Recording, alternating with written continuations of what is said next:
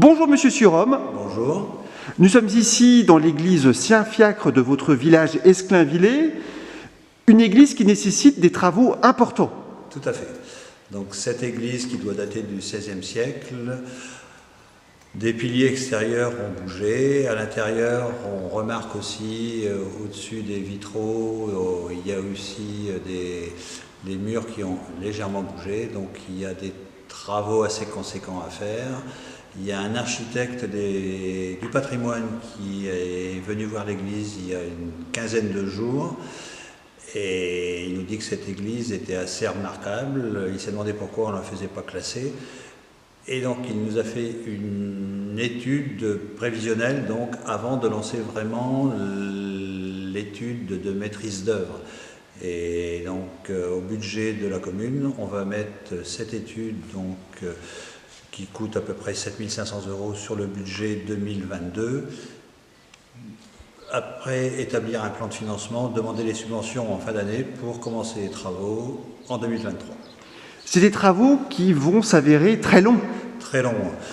L'architecte du patrimoine, M. Pascal Brassard, nous a même dit que pour une commune avec un budget contraint comme le nôtre, il fallait une vingtaine d'années pour vraiment tout refaire, mais on espère, nous, pouvoir programmer, étaler les travaux sur une dizaine d'années.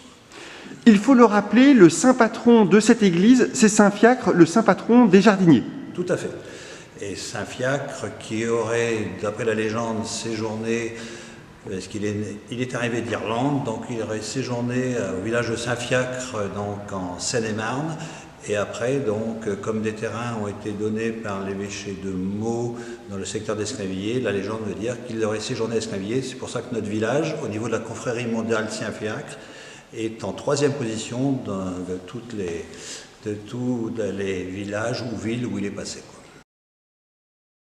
Alain Surhomme, dès votre arrivée à la tête de la commune, vous avez entrepris des travaux importants sur la toiture de l'église. Voilà, donc c'est une toiture où il y a deux toitures, il y a 2 pans de toiture qui ont été refaits entièrement par un couvreur de Bonneuil-les-Eaux exactement. Par contre, la toiture concernant le clocher avait été refaite avant 2001. Malgré tout, avant votre arrivée, les infiltrations avaient déjà sévi. Tout à fait. Sur les pans de toiture dont la toiture a été refaite, effectivement, les infiltrations, on constate à l'intérieur de l'église, ont détérioré le plâtre et les plafonds à plusieurs endroits à l'intérieur de l'église. Et une autre difficulté, c'est les pigeons qui encore aujourd'hui arrivent à pénétrer dans l'église. Voilà. Et on n'arrive pas vraiment à trouver l'endroit où ils passent. Enfin, on se doute où ils passent, mais c'est très dur à graillager à ces endroits-là. Merci beaucoup.